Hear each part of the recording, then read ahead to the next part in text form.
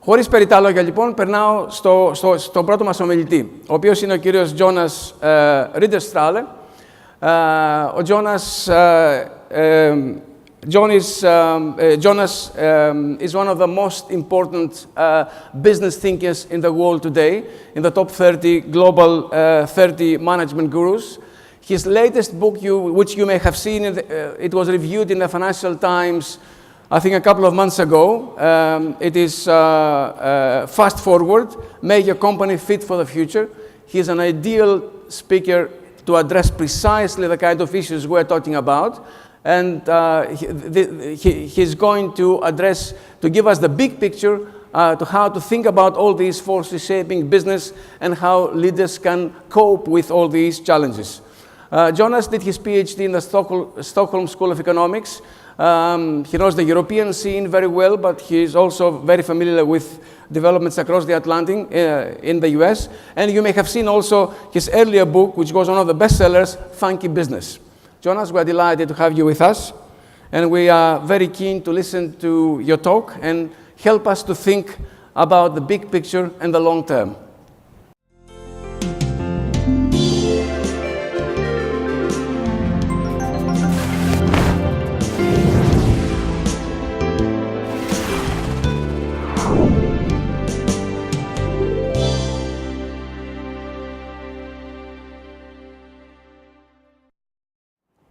Thank you.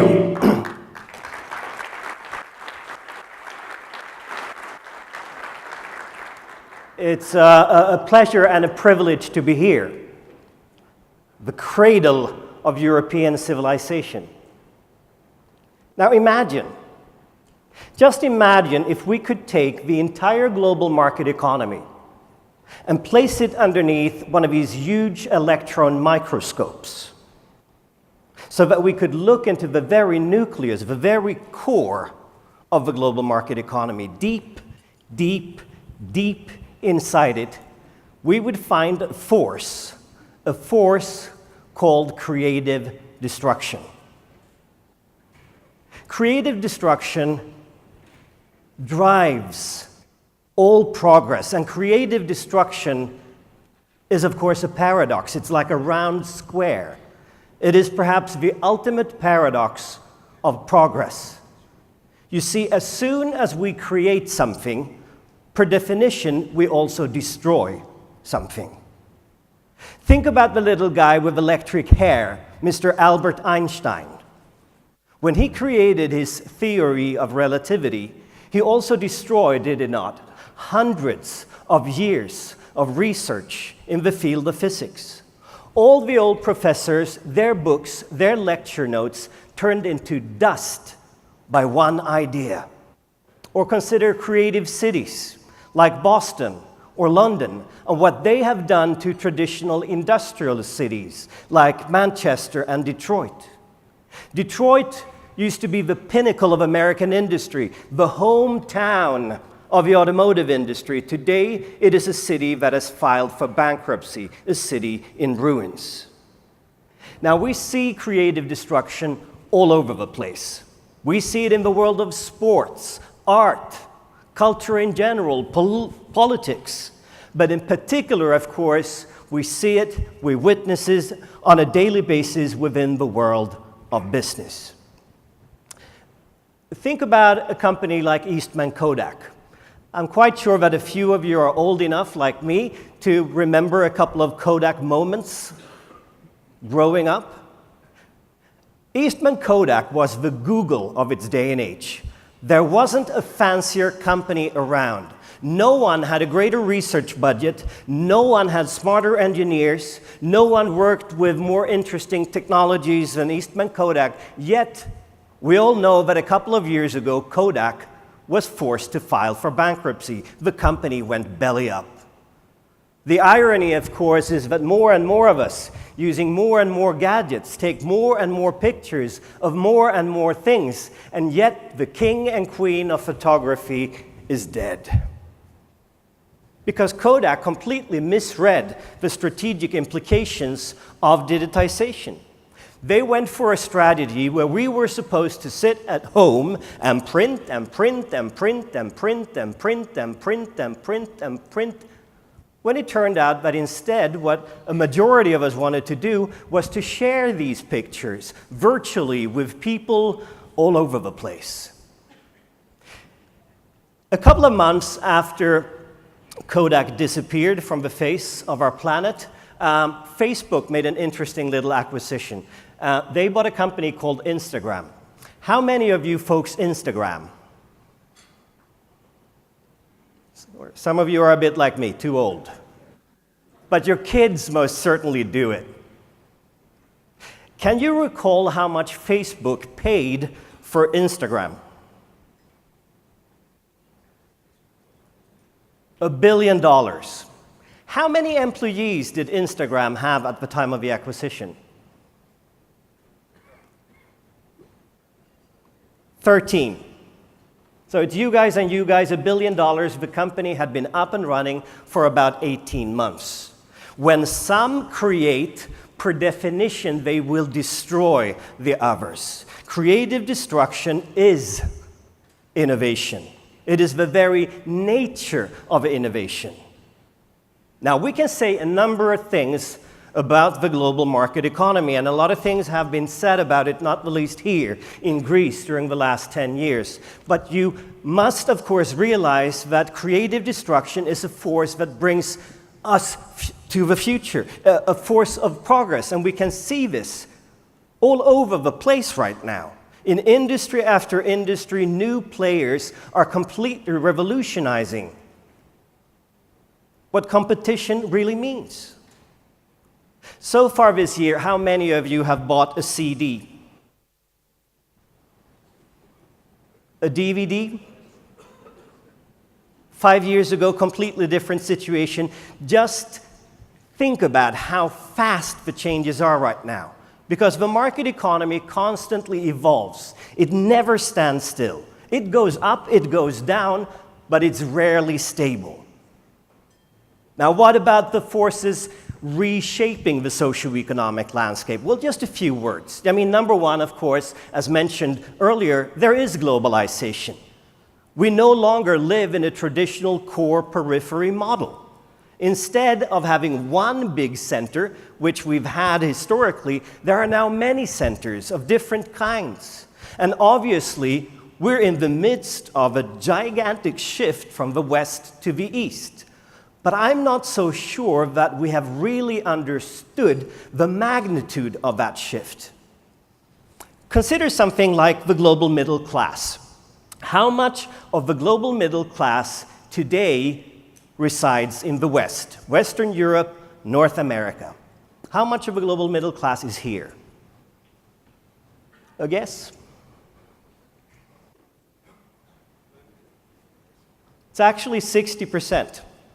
In terms of a global middle class, the West is still dominant. About 25% we find in Asia. But if we look 30 years into the future, things will have changed, and they will have changed quite dramatically. Because in 30 years' time, only 15% of the global middle class we will find here, 65% in Asia. And I believe this is critically important because the global middle class has a tendency to define what becomes dominant design. They define what is good, what is bad, what is in, what is out, what is beautiful, what is ugly. And historically, that has been the preserve of people from the West, people like you, people like me. What's the name of the Prime Minister of India?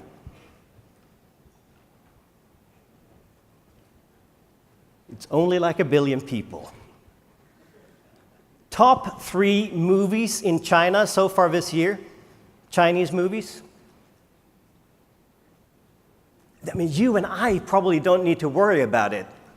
But our kids, they will do business in a world which will be radically different from the one that we are used to.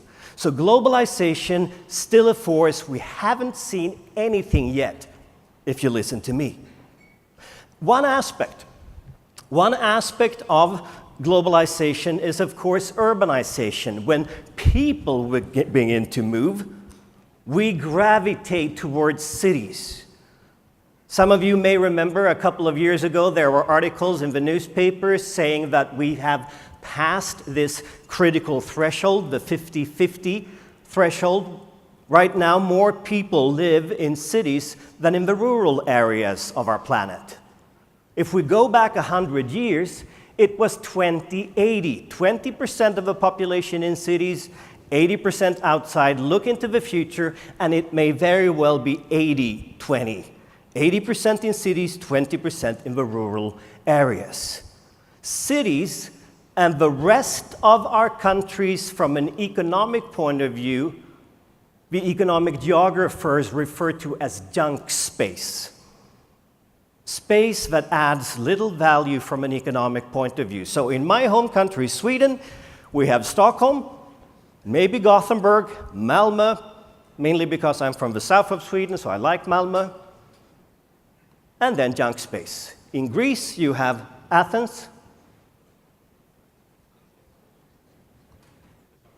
Thessaloniki, and in England, we have London, Manchester, Birmingham.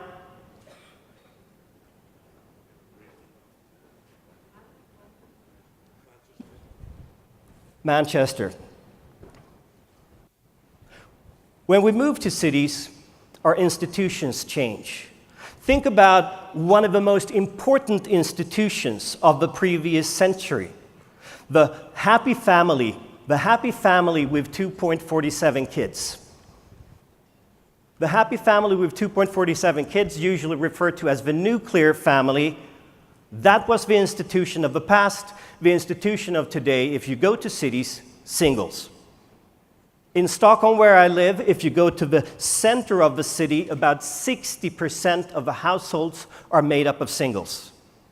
If you go to the very, very core of the city, over and above 70% of the households are made up of singles. The same is true, not to the same magnitude, but if you go to Athens, if you go to Amsterdam, if you go to New York, if you go to Beijing, if you go to Tokyo, cities inhabited by singles.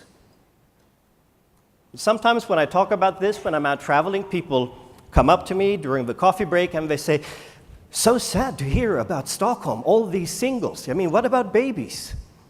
Don't you have any babies in Sweden? You're all singles." Let me tell you, we make babies like drunken sailors because we've invented a new institution. It's called serial monogamy. You marry, you have a few kids, you get divorced, you're single. Then you marry again, you have a few kids, you divorce, and then you go on and on and on, and that's the new institution. I'm not saying this is good. I'm not saying it is bad. I'm just saying, like the Dalai Lama, what is. Does it have any impact on what it takes to run a successful business? Well, for sure. A lot of young people growing up today do not have a clue what lifelong loyalty means.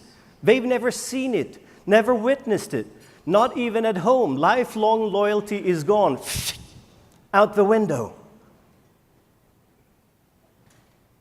How many of you believe that they will work for one company and one boss for the rest of their lives? Obviously, globalization, urbanization, and then digitization. It is difficult to recall life before the internet, isn't it? My first vacation without my parents was here in Greece, and I remember how I bought that trip. Can you recall what it was like to buy a trip? 25 years ago, you went to a store and they had this huge catalog and they had an assistant who helped you. So you're thinking about Greece. Well, we have this, we have this, we have this, we have this. And today it takes a couple of clicks. Today, all companies are IT companies. It's just that some are really good at utilizing the benefits of new technology and some are not. But trying to compete without having a sophisticated infrastructure is a bit like trying to enter the Olympic marathon wearing an evening gown and high-heel shoes. You will not stand a chance. Having said all that, though, let me ask you, back home at your offices in Athens and beyond, how many of you have access to a toilet?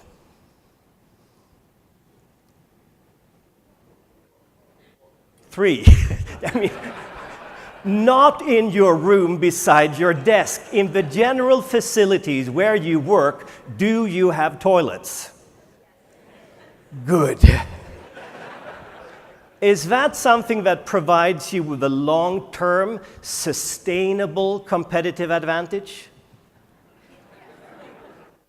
So your competitors in Thessaloniki are constantly running around like this. Should have taken that other position, yeah. Of course not. You see, the reason I'm asking is because this is what I believe. This is what IT in general, the internet in particular, have become necessary, but no longer sufficient for the creation of a sustainable competitive advantage. Yes, you need it, but all others also have access to it. And as soon as something becomes available to all players in an industry, that something, in this case technology, can no longer be a source of sustainable competitiveness. I mean, you still need it, don't get me wrong, but it will not win you the game. So we have globalization, we have urbanization, we have digitization, but on a slightly different and perhaps more abstract level, all these changes have opened up for two freedom movements. Firstly, there is, of course, the economic freedom movement. The fact that we live in a world in which more or less everyone on our planet now speaks capitalism. Not people in Venezuela, Cuba, I know a couple of exceptions, North Korea, the little rocket man, but the rest of us now speak capitalism. That wasn't the case 30 years ago. And yes, I said speak capitalism, because I think you can imagine capitalism as if it was a language. Now, most of us try to speak English, and we do that with different accents. There's a German accent, a Russian accent, a Chinese accent, a British accent, an American accent, but it's still English most of the time. The same is true if you look at capitalism. There isn't one form of capitalism. The US type of capitalism is quite different from the European type of capitalism. And in fact, even within Europe, we have at least 3 or 4 different accents of capitalism, which in turn are different from the one you find in China or in Russia. But it's still capitalism. Because at the end of the day, capitalism is nothing more and nothing less than a big, big machine. And as you can see, as far as modern machine goes, it's a very simple kind of machine. It does exactly one thing, that machine. It sorts stuff. It sorts stuff into 2 piles, not 3, not 7 or 11, 2 piles, the efficient pile and the inefficient pile. But what is so amazing about that machine is that you can feed it with just about anything and it will begin to sort. You can take an artist like Lady Gaga, you put Gaga into the machine and the machine will go efficient. You can take a football player like Leo Messi, put Messi into the machine and the machine will go efficient. You can take a company like General Motors, throw General Motors into the machine, and the machine will go inefficient. That, in essence, is what a market economy does. It understands efficiency, but it's also just about the only thing a market economy understands, and it's certainly not a substitute for responsibility. So greater economic freedom combined with greater personal freedom. More and more folks around the face of our planet now have the freedom to know, to go, to do, and to be exactly whoever they want to be. And we see increasing personal freedom, not the least, because today it is individuals who control the most critical resource of the modern economy, namely the human mind. And that brain is not owned by Trump, it is not owned by Bill Gates, it is not owned by a pension fund somewhere. It is individually owned by people like you and me. So if we take all these forces together, globalization, urbanization, digitization, greater economic and personal freedom, who will be the big winners? Because you're completely justified in asking that question. There will be new winners, there will be new losers. And I think we can actually pinpoint a group that will be the ultimate benefactors of this development. It is admittedly a very large group, I know, but it's still a group, namely women. Women will be the big winners, and we can already see it. And let me tell you, this has little to do with Me Too, feminism, equality, although to some extent that matters, of course, but rather it has a lot to do with very hard facts. Let's take a global perspective. Let's do some traveling. We're going to travel in time, we're going to travel in space. We're going to go back 40 years, and we're going to travel to a poor developing country somewhere in the world. In front of us, we have a young woman. We're going to look at her prospects. Life expectancy for a young woman in a poor developing country 40 years ago. 42, 44 years, little bit depending on where we happen to be in the world. Okay, how many kids will she have? How many children? 6, 8, 10, more like 12. If we were to describe her life, what she has to look forward to, we can use the traditional 80-20 rule. 80% of her life will be about kids, giving birth to kids, taking care of kids, unfortunately also burying a couple of the children because they will not survive to reach adolescence. About 20% of her life she can do something a little bit different with. Now, let's go back to this no longer so poor developing country, because economic development, economic freedom has changed a lot of those economies and changed them in some pretty dramatic ways. In front of us right now, we have a young woman of today in that country. Life expectancy. Because it's no longer 42 to 44, it's more like 65, approaching 70 in some of those countries. How many kids will she have? One, certain regimes have run full-scale experiments on that, only having one child. But in general, it's more like 3 to 4, but coming down to 2.47. So if we were to describe her life and her prospects, it's no longer 80-20, is it? It's more like 20-80. 20% kids, 80% she can do something a little bit different with. And what do young women around the world use all that extra time for? Shopping.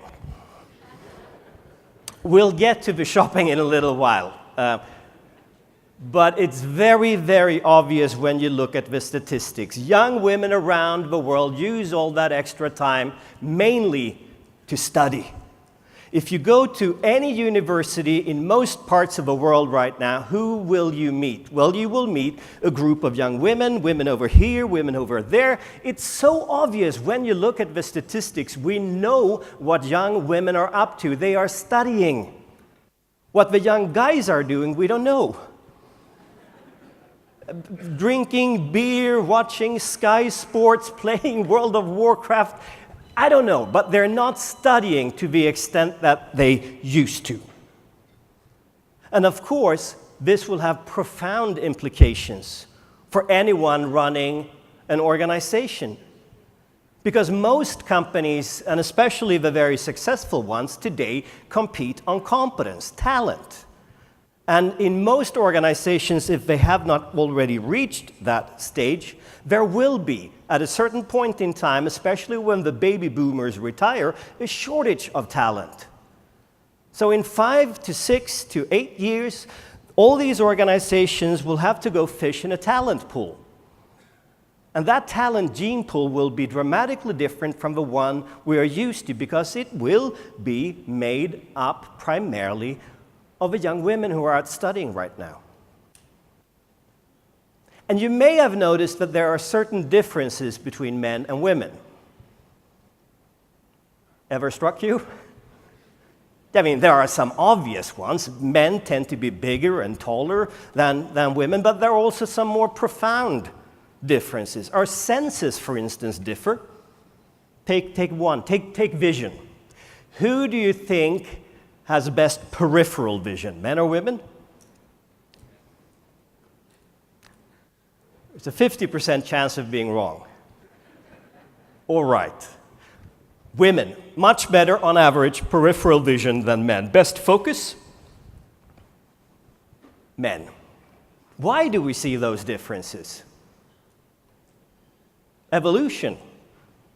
During the Stone Age, a hunting and gathering type of societies, the men are out hunting, you need great focus, otherwise you become food. It's a hunting and gathering type of society, so the women are out gathering stuff, mushrooms, berries, you need great peripheral vision. To some extent, I guess, it also explains why most men have no difficulty whatsoever finding a bar in a completely unknown town. But have great difficulties finding anything in a fridge. You've been there too, guys. No, we must have forgotten to buy ketchup. I can't find it. Oh, there. If you women ever want to find out what it's like to be a man, go and take one of these empty paper toilet rolls and walk around like this. Constant tunnel vision. That's what we're like. Now, of course, from an economic point of view, these differences between men and women also matter. So let's talk about shopping. They've done some interesting research in North America. They took two people, a man and a woman, Jack and Jill, put them in a van and drove off to one of these huge shopping malls. Before letting them loose, they gave Jack and Jill a mission. They told them, go in, go to the Gap and buy a pair of trousers. How long do you think it took Jack to complete the mission? 5 minutes, it's a big mall, 6. Task-oriented guy. How much money do you think he spent?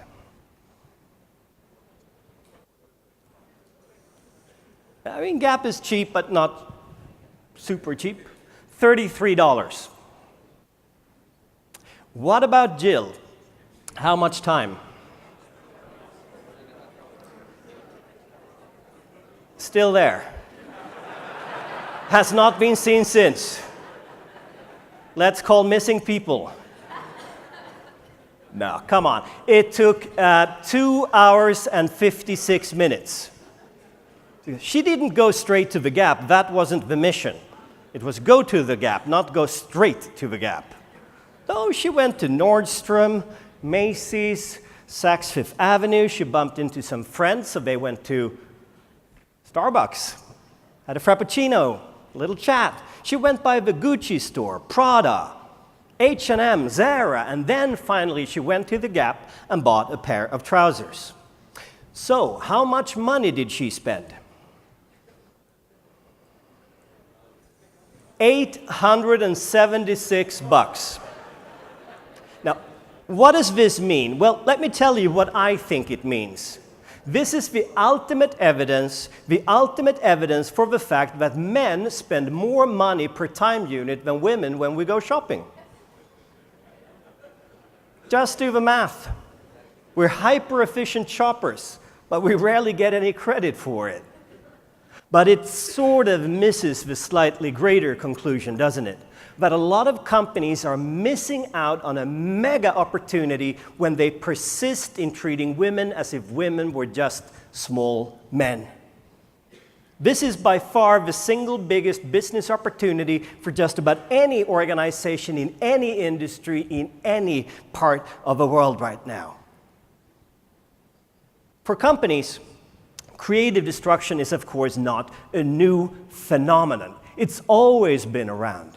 It's just that the speed with which the waves are now hitting the shore, these waves of creative destruction, waves of innovation, waves of disruption, have reached unprecedented proportions. And this basically means that when we think about our competitive advantages, we can no longer think about them as if they were diamonds. They are no longer eternal. Instead, when we think about our competitive advantages, think about them as if they were ice cubes. They're still nice, shiny, glittery, but they're extremely prone to melt and disappear. And right now, all those ice cubes are placed in a veritable desert. More companies from more places with more products, more services than ever before. And if you do nothing or the wrong thing, in an instant you're going to be left with nothing but a lot of wet sand, like the folks at Kodak. And it's not only the speed that is changing, also the scope of innovation and creative destruction is different. With so many new technologies, with so many new competitors from places where we have difficulties really pronouncing the names of cities because we don't know the culture, we don't know anything about it. Now, innovation historically was something that we did in-house. Inside our company, we kept our cards close to our chest, secrets. And innovation was something that pertained only to the product as such. Look at the innovation landscape today and the scope of it, where increasingly innovation is about co-creation, collaborating with suppliers, with customers, or perhaps even with your fiercest competitor. And it's no longer only a question of a product. We have to envelop the product in services, wrap it in an experience. And if you're only playing one little quadrant of the 9 that you see here, you're bound to lose because you will be constantly surprised by companies who have reimagined what innovation is all about. Innovation, it is deceptively simple, is the only way to create peak performance today. But innovation is easy to say, and we know this. It's easy to say, but difficult to do. Let me just touch upon three points here, 3 ways that explain why innovation is so difficult to do, but that also emphasize the role of senior leadership and why it's so important for senior leadership to take an active role in innovation. The first thing that blocks innovation in a lot of companies is power. How do you get to the very top of an organization? Well, you get to the top of an organization by being an expert. By being an expert at what was important yesterday. Because if you weren't an expert at what was important yesterday, you wouldn't get to the top, right? But since your power base is vested on something that happened in the past, you may be tempted to ensure that what was important yesterday also is important today, and tomorrow, and next week, and next month. So in a lot of senior executive teams, you find counter-evolutionaries. Not counter-revolutionaries, but people who love the status quo. They don't want to see any change at all. Not in the most innovative and successful companies, of course. Their leaders know that unless you get a constant transfusion of new talent, new perspectives, people who know new technologies have different inputs to provide, voices of dissent, diversity, there is no future for the organization. The second thing that tends to block innovation pertains to psychology, the nature of the human mind. How many of you have ever tried this? Why? It's probably the only time I wouldn't lie about my weight. It's not a good idea. Why do people do this? Because we are certainly not programmed to do it. If, when we were born, we were given a manual to the human mind, if we could look at the source code of a human mind, what is the first line? We are programmed to survive. And in order to survive, you avoid risk. And it's probably a fairly decent design principle. I mean, otherwise half of us wouldn't be here today. Because at the age of 6, someone would have told us, of course you can jump. It's only like 5 meters. You're going to bounce like a ball. But innovation, of course, involves a lot of risk. We know that. It also means that if you want to become a master of innovation, you must create an atmosphere where it's okay to fail, where it's okay to make mistakes, because we cannot be successful each and every time. The problem is that in the world of business, we hail success and we typically punish failure.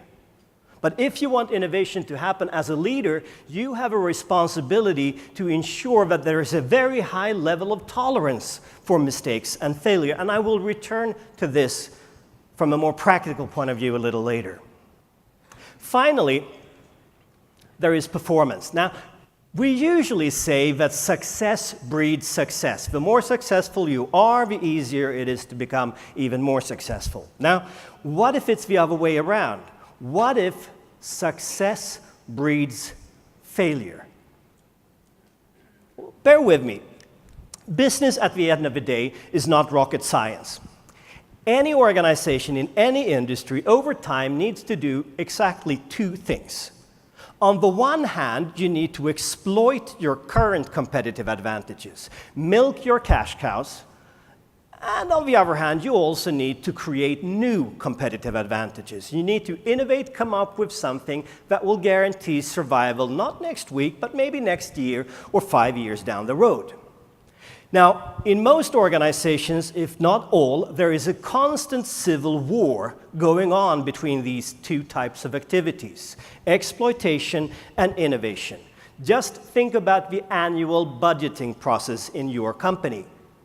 Do you have fights between how much money we should spend on exploiting givens and how much we should spend on creating novelty? Well, of course, we all have seen those fights. We've been part of them. Now, human beings find innovation and creativity fun. Exploitation, repetition is kind of tedious and boring, but it's exactly over here. In exploitation, where we've been educated, it's exactly here, sort of what we're rewarded for typically, to perform, to deliver right now.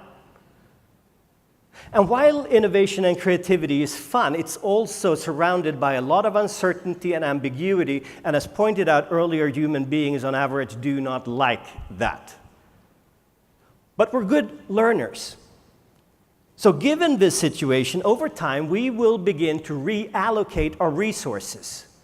We will spend more and more time, more and more money on the exploitation of givens, because here we travel down a very, very steep learning curve, and we will spend less and less on innovation. That is the process that happens over time. Could I ask all of you to fold your arms across your chest? Now you can definitely see that it's a CEO conference. You look very serious.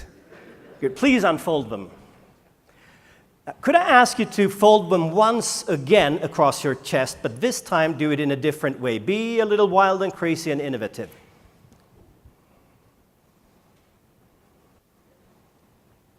It feels really weird, doesn't it, to be innovative?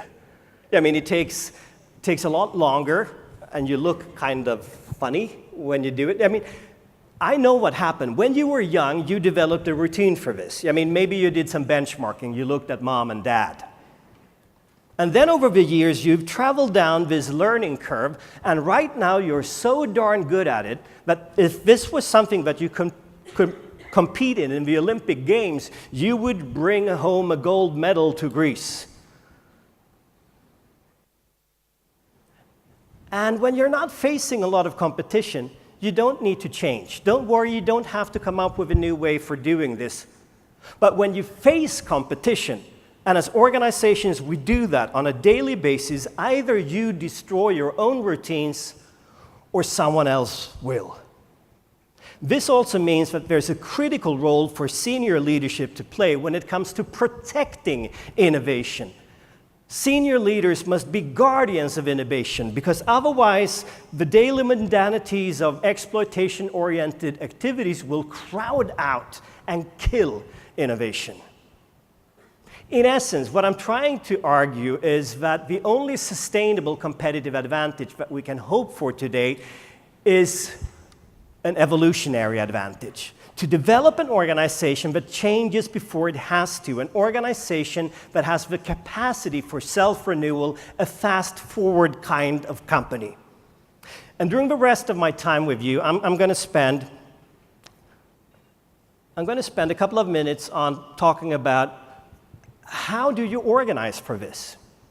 What does strategy and management look like in such a company? And what about the leadership implications? Now, the first thing that is very obvious when you look at the most innovative companies in the world right now is the fact that they are abandoning traditional centralized solutions.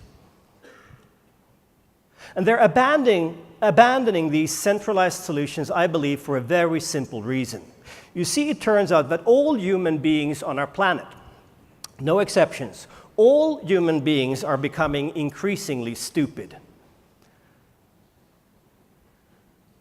I don't know if you realized this morning when you woke up that you were, in fact, a little bit more stupid than you were when you went to bed yesterday evening. It's not something that you necessarily want to think about, but it's happening. Well, let me put it like this. There's good news and there's bad news, okay? Let's start with the good news. The good news is illustrated by the white line. As you can see, it's growing at a linear rate. The white line is there to illustrate the fact that over time, human beings actually become a little bit smarter. We don't know why, but we can see it in the statistics. Over a 10-year period, on average, human individual IQ increases by about 3 IQ points. The white line suggests something that I guess many of you have been suspecting for quite some time, the fact that in all likelihood, you are a little bit smarter than your parents. It also suggests that in all likelihood, your kids will become a little bit smarter than you. It may not seem like that right now, but we have to be patient, okay? Of course, not everyone is predestined to become smarter than his or her parents. I mean, I would still put my money on the older President Bush rather than the younger, the not-so-curious George. But as a general principle, it seems to hold. Now, that was the good news. Here comes the bad. The bad is illustrated by the red curve, which is growing at an exponential rate. It is there to capture all the knowledge out there, all the books, all the gurus, all the stuff that you find on the internet. And as you can see, it's growing at a much faster pace than any single individual can keep up with. So whether we like it or not, there is this growing gap between what I know and what we know. Or put differently, we're all becoming increasingly stupid, relatively speaking. And of course, in such a world, we can no longer put our trust into centralized, hierarchical, bureaucratic organizations where a few or just one individual is supposed to take all the important decisions. And instead, we've seen this gradual shift, haven't we, over the course of the last 25 to 30 years, a shift into a world dominated by networks. Networks where distributed intelligence is a lot more critical than concentrated and centralized intelligence.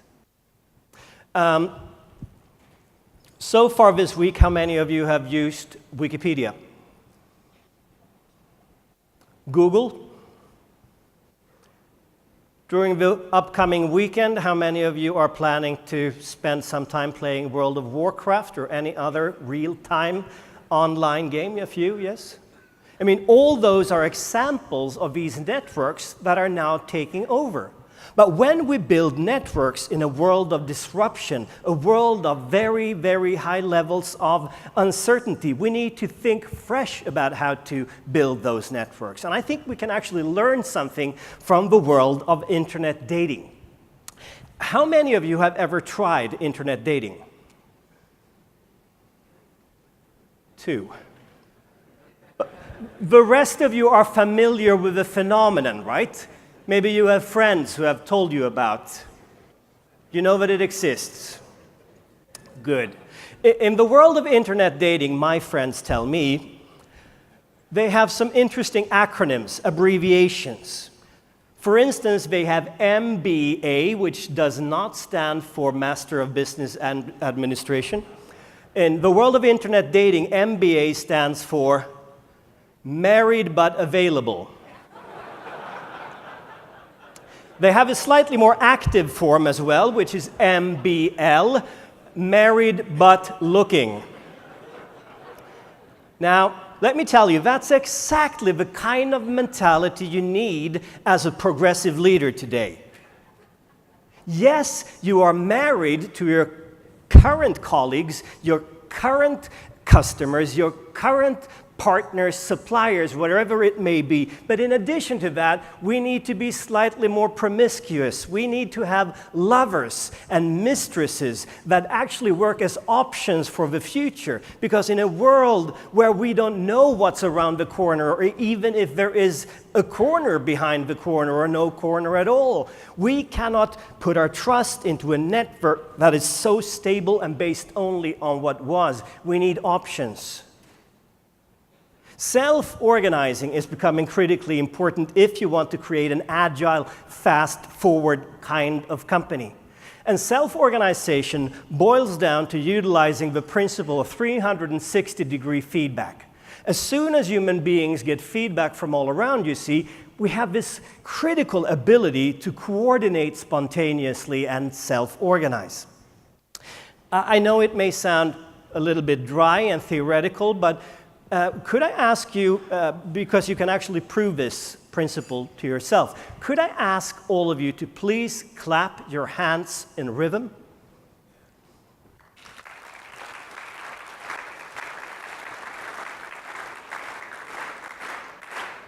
Thank you.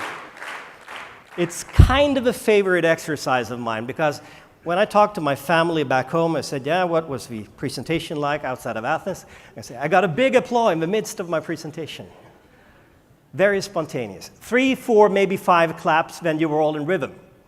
Still, you didn't have a boss. In fact, if you had had a boss, you still wouldn't be in rhythm. Because it's difficult to remember who was the boss. And am I really listening to the boss or just someone with really big hands? And the result would have been chaos. But when we get feedback from all around, we have this tremendous ability to coordinate spontaneously, provided, of course, that we have a shared definition of the words clap, hands, and in rhythm. You see, what I'm trying to say is that without a shared language, it's very, very difficult to manage without very strict hierarchical control. So instead of saying clap, hands, and in rhythm, use the top 3 most important concepts. Strategic concepts, HR concepts, organizational concepts, leadership, financial concepts within your organizations right now. If you don't have a shared definition, a shared understanding of those concepts, it's going to be very difficult to build an agile, fast-forward type of company. How many of you are happily married? I did stress happily, okay?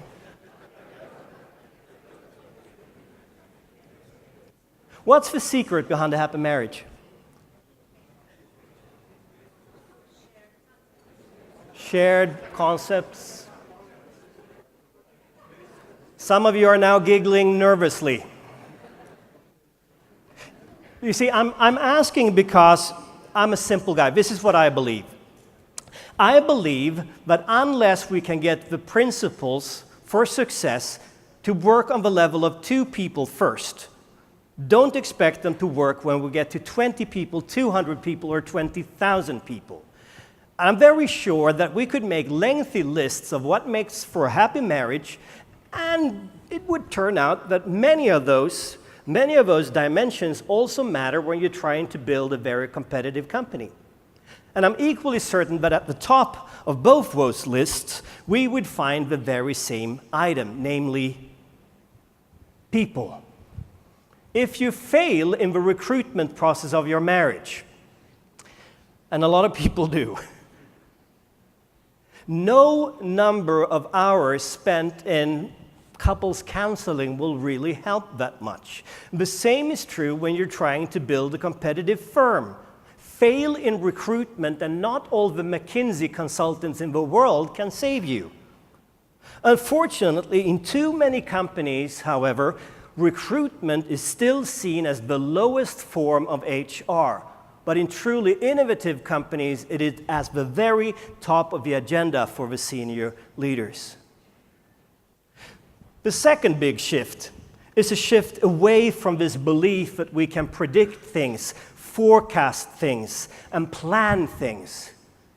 And we can, of course, still try, but it's increasingly difficult because the world out there is just too complex, interlinked, connected to the hilt. Technologically, economically, politically, physically, it's one big spider's web. And in that world, planning makes less sense than ever before. How many of you have teenage kids? Quite a few of you. Before your teenagers go out tonight or tomorrow evening, how much do they plan?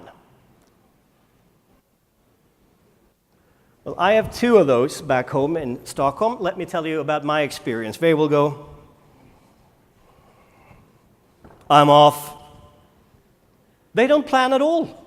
They don't have to plan because they, like you, like me, have access to real-time information. And let me tell you, real-time information is a very, very strong substitute for having a plan.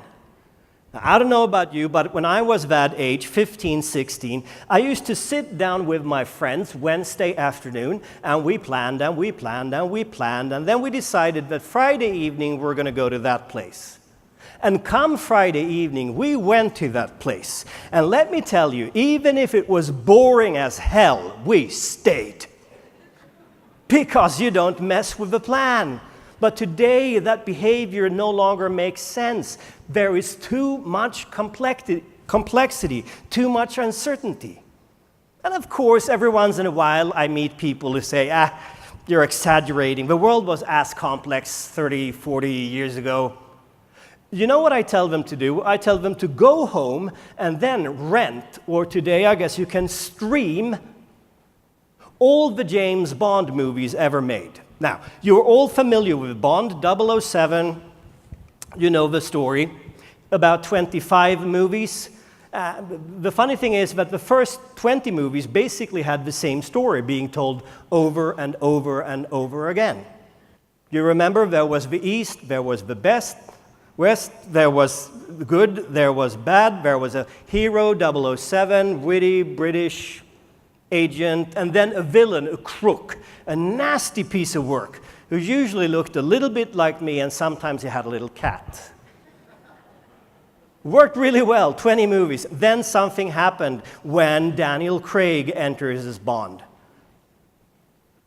Have you seen the Daniel Craig Bond movies? Something has happened, especially in the second one he did, The Quantum of Solace. Bond is a neurotic assassin who's in dire need of psychiatric help. He no longer understands women. Women no longer understand Bond. It's difficult in The Quantum of Solace to figure out who's good and who's bad. When you realize that the baddie is this guy called Mr. Green, you don't understand why he's bad. He doesn't even look bad. He looks like a little accountant. And then the movie ends. I thought there was something wrong with my DVD player. Never underestimate the scriptwriters in Hollywood and elsewhere. Of course, they have realized that the world in which Bond is active right now is very different from the one in which he grew up during the 50s, 60s, and 70s. It's no longer a simple bipolar black versus white kind of world. It is a multipolar and complex place. Since we can't plan or forecast or predict, we must assume responsibility as leaders for creating the future. And that requires a lot more experimentation. But as I pointed out earlier, when you experiment, mistakes will be made. Failure will be a consequence every once in a while. So we need to create this organization with a very high level of tolerance for mistakes and failure. And here, I believe we can actually learn something from the army, from the military.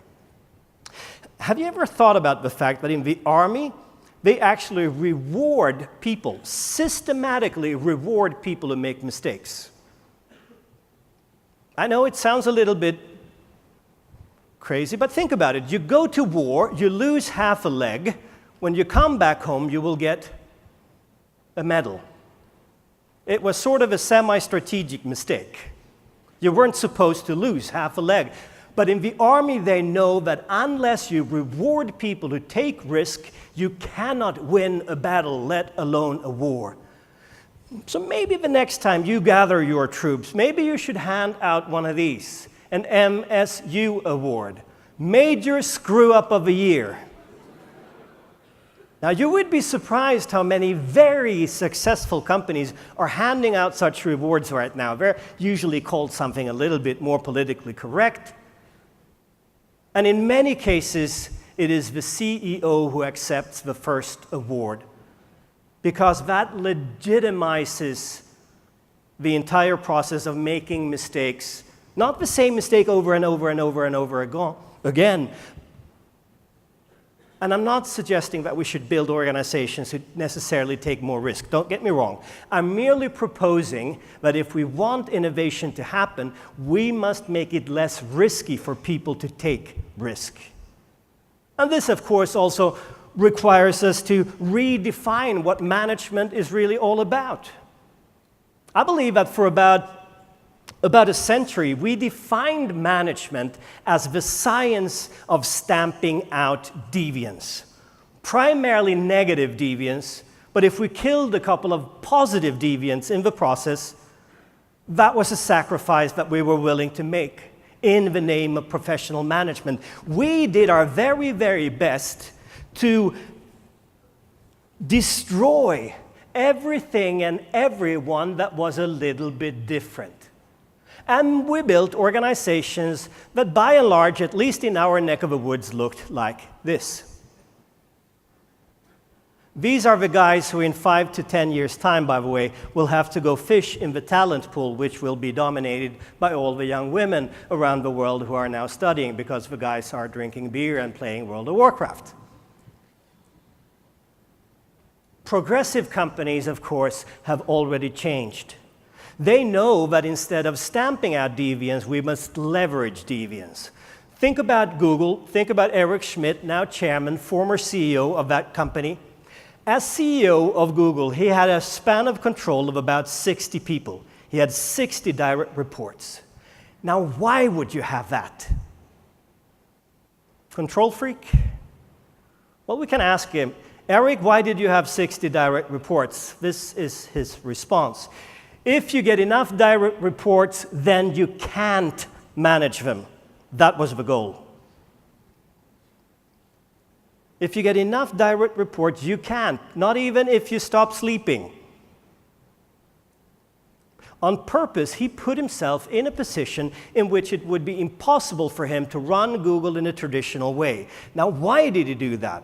Well, I think he was smart enough to realize that he isn't smart enough. No one can be in a world in which we're all doomed to become increasingly stupid.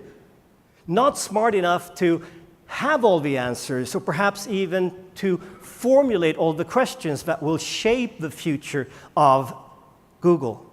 Now, it didn't mean that he couldn't play an important role as a leader. He could, but it was a very different role. Instead of stamping out getting rid of deviance, he had to create a platform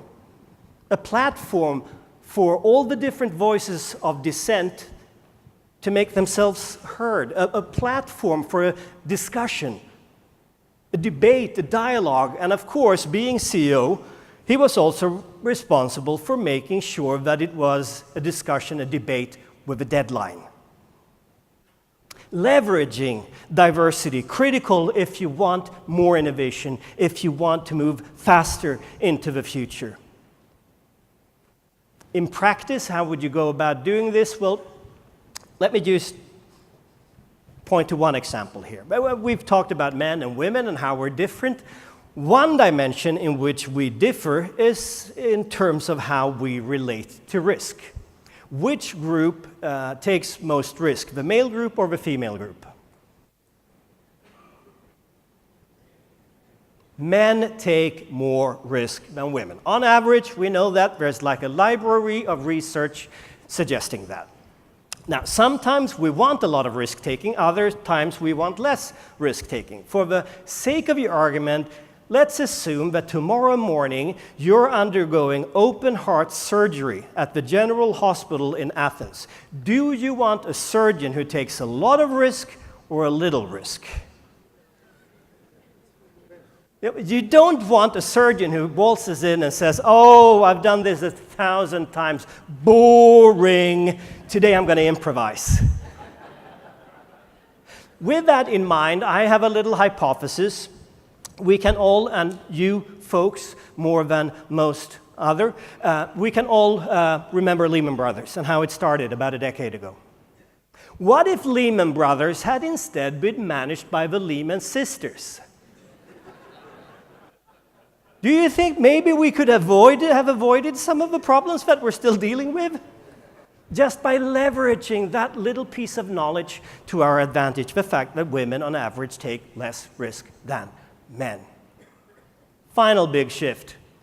The final big shift brings us into a world where not only intellectual capital is the hardest of currencies in the economy, it brings us into a world where psychological capital, where emotions and engagement is so critical. Because, truth be told, the kind of stuff that we know in the West, our friends in Bangalore, Seoul, Kuala Lumpur, or any other place, they also know. The temporary monopoly that we had on knowledge is gone. And then the frontier moves.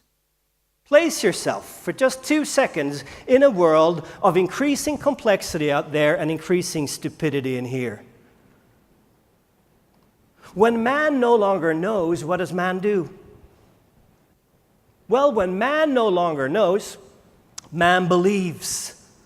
The human mind, you see, is as much a belief engine as it is a thinking machine. We love meaning. We loathe meaninglessness. And we're perfectly willing to fill in the blanks to create that meaning.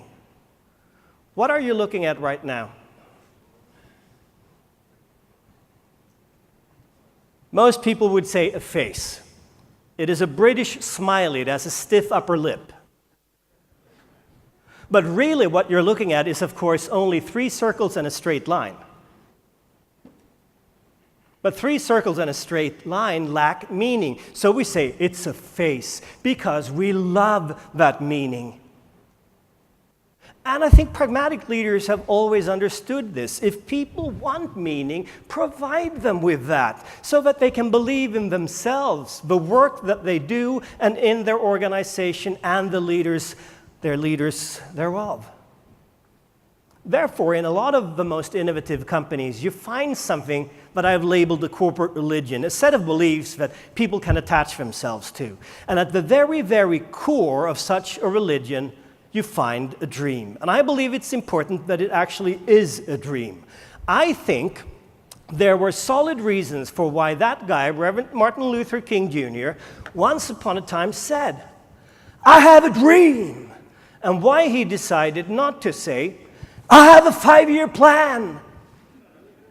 Dreams are inspirational, they lift us up, and dreams are strong.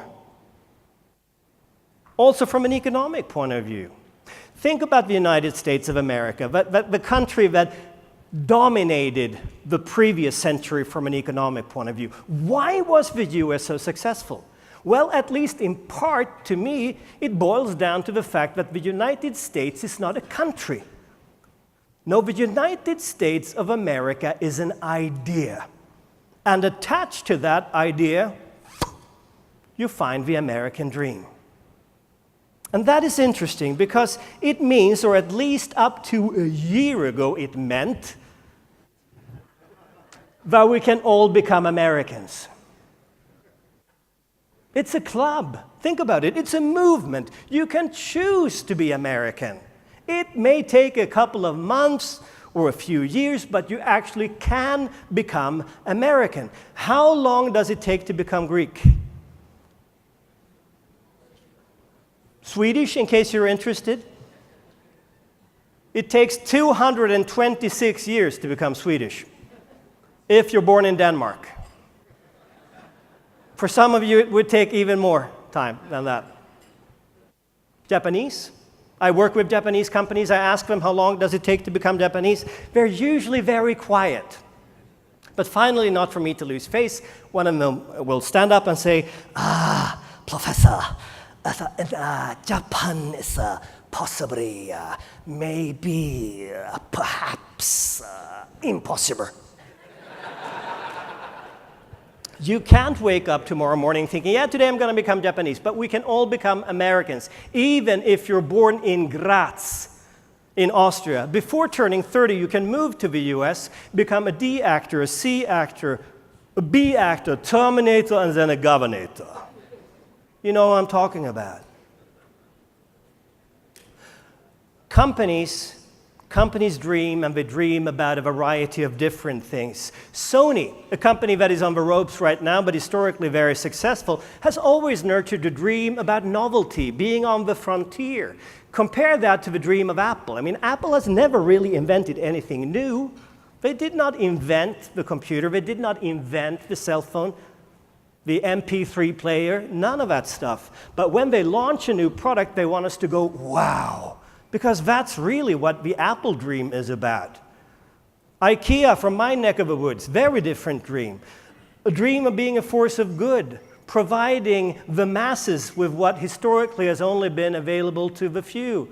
And then we have a much more sort of James Bondian Blofeld type of dream of Microsoft, to take the lot, to have a global monopoly on stuff, very similar to the dream that Henry Ford had 100 years ago. To keep the dream alive, we need to share values. So, how do you get people to share your values? Short answer, hire those who already do. In the past, we had a tendency to hire people for skill and then train them for attitude. So let's bring in some smart engineers and brainwash them. Smart companies do the reverse. Hire for attitude, train for skill. Just consider Harley-Davidson. What would happen to, or Hells Angels, what would happen to an organization like Hells Angels if they suddenly decided to hire people for skill rather than attitude? They wouldn't be as scary anymore. At the end of the day, we are responsible for providing people with an emotional experience. That is really the job of a senior leader. And we've done this in relation to our customers for years and years and years and years. We've sold not only a product, but an emotional experience. Consider Harley-Davidson, because I think it's a great case in point. What does Harley-Davidson really sell?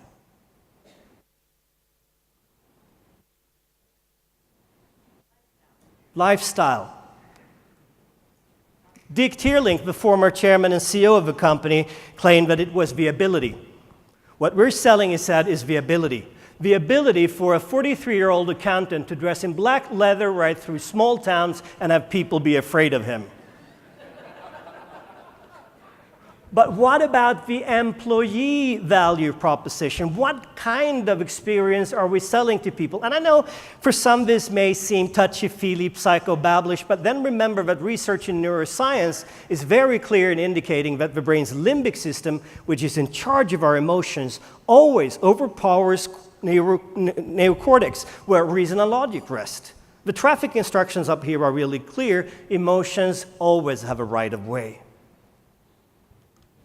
Why did you get married?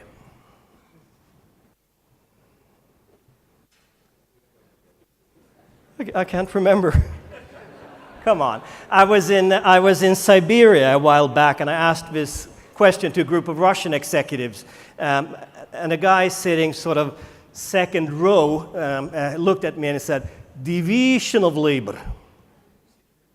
I said, "You got married for reasons related to division of labor?" Yes, professor, division of labor. I do certain things, wife, she does other things. Division of labor.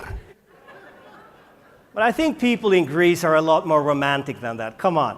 Of course, in all likelihood, you got married because you fell in love. And we use that little love criterion on more or less every important relationship in our lives, don't we? We love our sports teams. We love our hobbies. We love our spouses, at least in the beginning.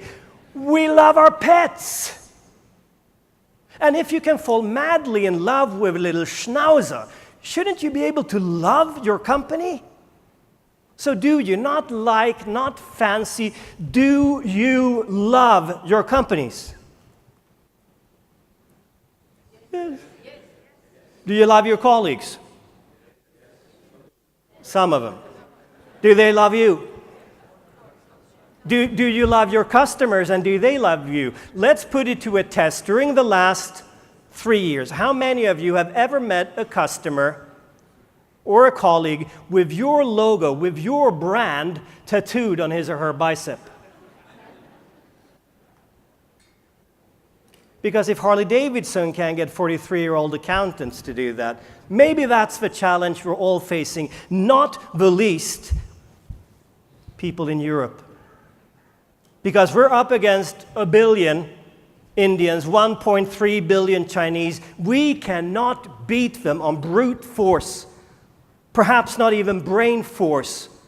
We must beat them on competing on a different playing field. There is light at the end of a tunnel. If you can get people around you, if you can enable the people in your organizations to think differently, to do things differently, and to feel differently, you cannot avoid making a positive impact. So the challenge now is just to go out there and do it. And good luck, including with your marriages. Thank you.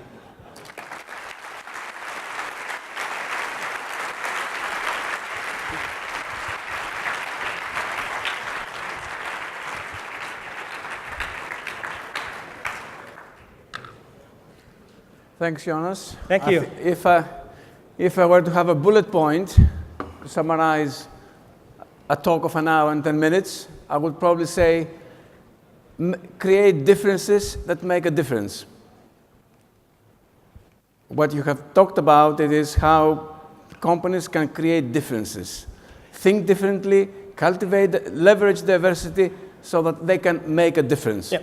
And I think in general, I mean, if you want to open up a profit gap, and this goes for an individual, but it also goes for any organization, I think the key today is to act as rationally as possible to get people around you to react as emotionally as possible. Yep. Thank you. We have 5 minutes for questions. Anyone who would like to ask a question verbally, or I have already one question here in front of me. I can probably go ahead with this. It's a general question, so I would probably need to put it in context. The question is about the educational system and the extent to which it can cope with the rapid changes in work and life. Then, of course, it's too broad. I think educational system, what I would really like you to perhaps reflect on, we admire, in Greece, we admire the Scandinavian countries. particularly Finland, but I'm sure Sweden will be following broadly the similar example for their educational system. Are you doing anything up north to cope with all these changes that you have described? And what can we learn from that? It's so cold and so dark that people have to sit inside and you have more time to study. Here it's so nice that the kids are out playing. No, all joking aside, I think the Finnish situation is a little bit different compared to the Swedish situation because Finland basically has a lot lower level of immigration than Sweden has. So it's a very, very cohesive group and a very, very traditional way of doing education. The Swedish situation is a little bit different, but maybe if we begin to think about the kind of challenges that we're facing from an educational point of view, I would argue that the big shift that we need to see if we want to be sure that we will remain competitive in the years to come is a shift of mindset. I think historically, education was based on gap filling. So there was this notion that the teacher knows more and there are gaps inside the minds of the people, and when you go to school, the teacher will fill those gaps. But that basically means that education had to focus on our minuses, on things that we didn't know. And the sad truth is, of course, that if you have a minus already from the beginning, you can only become a zero. You can become a super zero, but it's still a zero. So if you were really bad at math, you got extra education. If you were really good at math, towards the end of the year, you had already finished the book and you could do something different, but you wouldn't get help to excel, to become the best version of yourself. Yet we all know that peak performance can only be based on your pluses. I mean, I have a terrible voice, I can't sing. Not even 300 years of training would turn me into the next Luciano Pavarotti. I love football, but unfortunately I was born with my left foot on my right leg. I can't play. I'm terrible. Not even 300 years spent with Leo Messi and Barcelona would make me into a decent football player. But I'm also sure that Leo Messi could spend 300 years trying to write management books, and he wouldn't be very successful, I believe. At least it would surprise me. So the point here is that we need to create an educational system that grows our pluses, our strengths, not an educational system where we focus so much on our weaknesses. Thank you. Any other question? Yes, the gentleman. I think there's a microphone coming. Why do companies use the term mission and vision and not dream? Because I think dream sounds too fuzzy, and we come from a very machine-like, rational world if we think about management and the history of management thinking. For many different reasons, I believe that is changing right now. Because at the end of the day, how many of us can become obsessed with a mission or a vision compared with a dream? I mean, a dream is something that actually has meaning to you. And I think the absence of a dream on an individual level and a corporate level, the absence of a dream leads to a nightmare. I think there's a Japanese saying that vision without action is a daydream. Action without vision is a nightmare. So I think we need all of that stuff. And talking about philosophy, I think it was Wittgenstein who said that it's a language game. And of course, management and the theory of management is very much so a language game. How do you sustain the dream? It's easy for Zuckerberg or for Jobs or for Schmidt to articulate a dream at the beginning. But how do you then put the energy into sustaining the dream after 20, 50, or 100 years? And perhaps the question should be, how long a shelf life should a dream really have? Because if you take a look at the Silicon Valley model of running companies, I mean, the company is basically a project. You see an extremely high level of corporate mortality in places like Silicon Valley. So the company is just a vehicle for the temporary exploitation of an idea, which is a very different economic model compared to the one that we have in Europe, where you basically have very stable organizations that have been around for 100, 150, perhaps 200 years. And then you need to redream within the corporation. To me, it's a question of perspective. It's a question of opening up for diversity, opening up this transfusion of new ideas, because the dream every once in a while needs to be revitalized. And it's a lot easier when you still have the founder of the company around. I think a lot of people working for IKEA right now are thinking about what will happen after the founder, Ingvar Kamprad, recently passed away, and I think that is a natural thing. As a leader, I think that the critical dimension here is to ensure that you make leaders. A lot of leaders are happy enough to just leave, but I think the greatest job for a leader is to ensure that there is a leader who can take on his or her role once they've kicked the habit and left. So perhaps the dream may become obsolete, but dreaming never does. Yeah, I think you're absolutely right. And just the final question, probably, because we don't have much time. Can you tell us something about any experiences you may have of non-hierarchical organizations? Again, Scandinavian companies are well known for this, for this kind of more networking, more horizontal type of connecting people.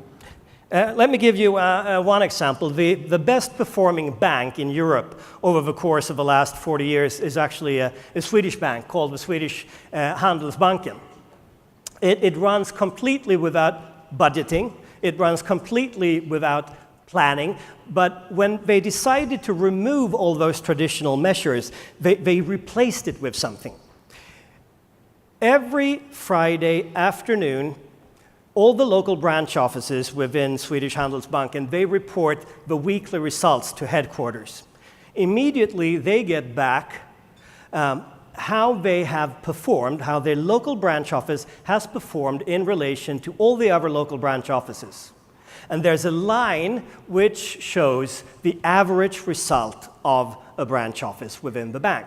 Now, where do you want to be? Do you want to be above average or below average if you're a local branch office?